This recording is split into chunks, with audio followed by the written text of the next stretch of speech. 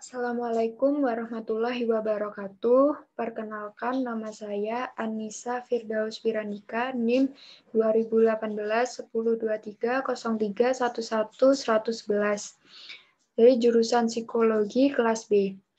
Nah, hari ini saya akan mempresentasikan materi mengenai akhlak dalam keluarga. Nah, sebelumnya, apa sih keluarga itu? Keluarga adalah unit terkecil dari masyarakat yang terbentuk melalui suatu ikatan pernikahan. Pernikahan adalah ikatan lahir batin antara dua insan, yaitu laki-laki dan perempuan yang sakral, berlandaskan kaidah-kaidah agama dan nilai akhlak mulia. Agar tercipta keluarga yang bahagia, maka diperlukan kasih sayang, keikhlasan, kehormatan, serta kepercayaan antara anggota keluarga.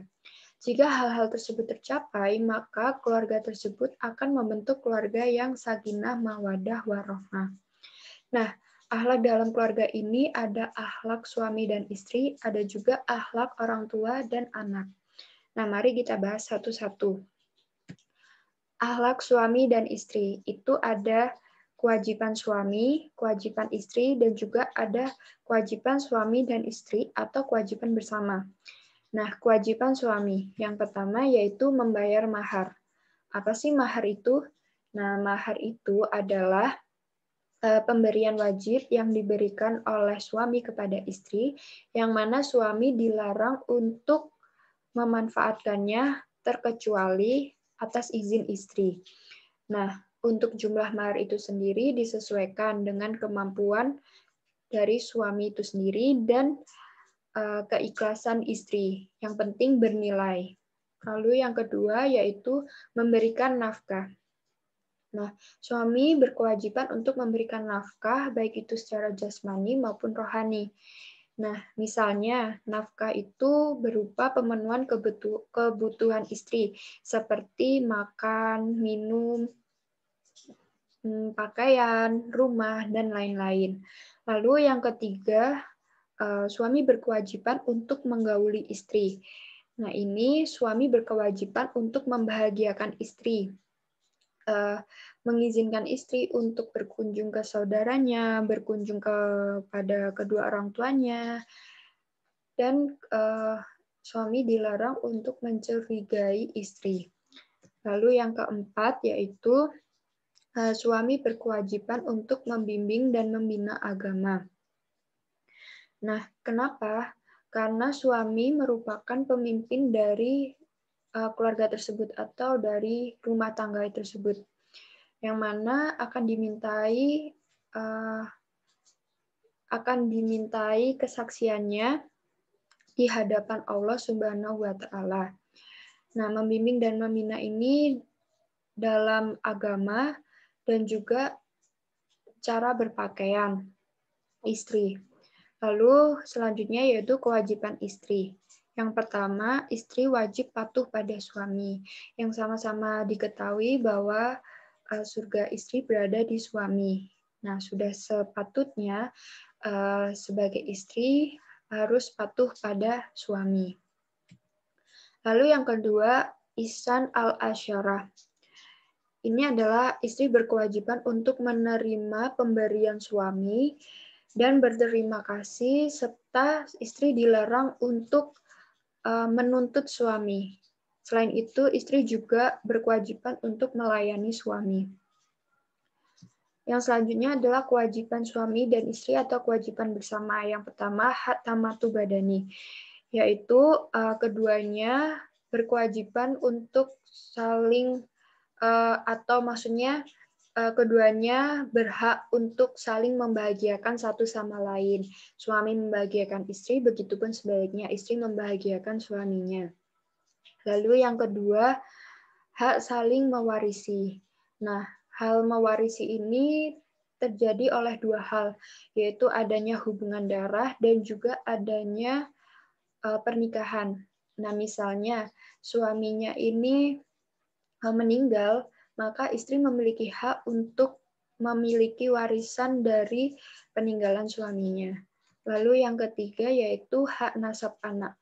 Ketika seseorang sudah menikah dan sudah dikaruniai anak, maka anak ini diartikan sebagai anak dari keduanya. Meskipun mereka telah berpisah atau bercerai dan pengadilan sudah memutuskan anak ini ikut dengan siapa, maka tetap saja anak ini dikatakan adalah anak dari keduanya. Lalu selanjutnya, akhlak anak dan orang tua. Itu ada kewajiban orang tua dan juga ada kewajiban anak. Kewajiban orang tua yang pertama memelihara, membesarkan, merawat, dan menyantuni serta mendidik anak. Lalu kewajiban anak yang pertama berbakti kepada kedua orang tua, terutama ibu. Mengapa? Sama-sama kita ketahui bahwa ibu adalah seseorang yang sangat dimuliakan oleh Allah.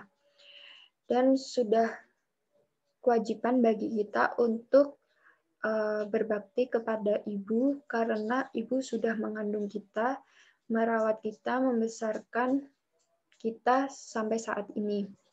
Nah, di sini bukan berarti kita tidak berbakti kepada ayah juga.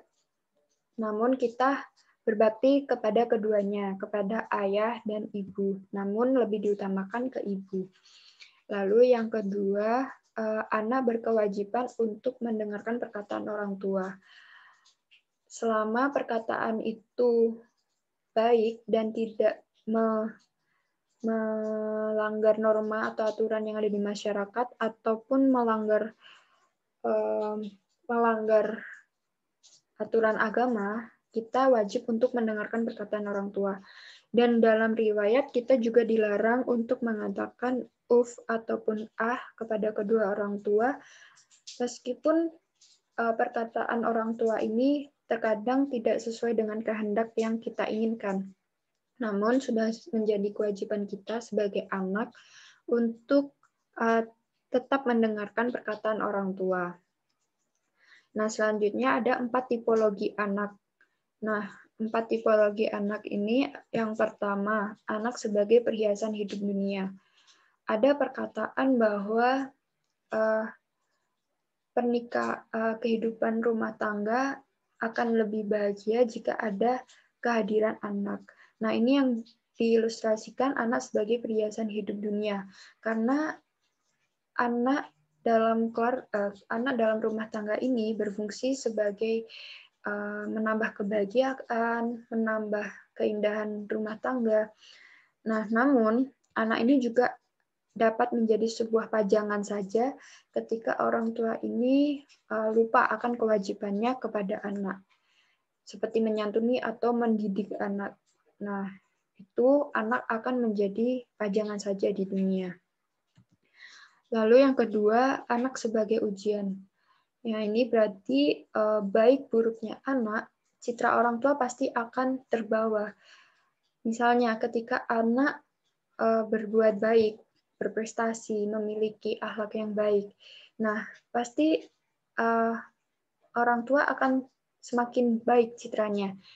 Nah, sebaliknya jika anak berbuat buruk atau melanggar norma-norma agama, melanggar norma aturan di masyarakat, pasti citra orang tua pun akan terseret negatif seperti itu. Nah, yang ketiga yaitu anak sebagai musuh. Nah, kenapa? Musuh ini dapat diartikan sebagai fisik ya, kayak merusak dan lain-lain. Nah, misalnya ketika orang tua sudah beramal baik, berperilaku baik, namun ternyata anaknya berperilaku menyimpang. Nah, hal itu dapat dikatakan anak sebagai musuh karena anak merusak citra dari orang tua yang telah dibangun selama ini, yang sudah dicontohkan juga selama ini. Nah, lalu yang keempat, anak sebagai cahaya mata. Ini seperti anak yang memiliki akhlak yang baik, taat ibadah, takut pada Allah, lalu patuh pada orang tuanya. Nah, anak ini disebut sebagai anak sebagai cahaya mata. Nah, cukup sekian presentasi dari saya. Terima kasih atas perhatiannya. Mohon maaf jika selama penyampaian materi ada salah kata ataupun perbuatan dan juga kekurangan. Saya ucapkan terima kasih. Wassalamualaikum warahmatullahi wabarakatuh.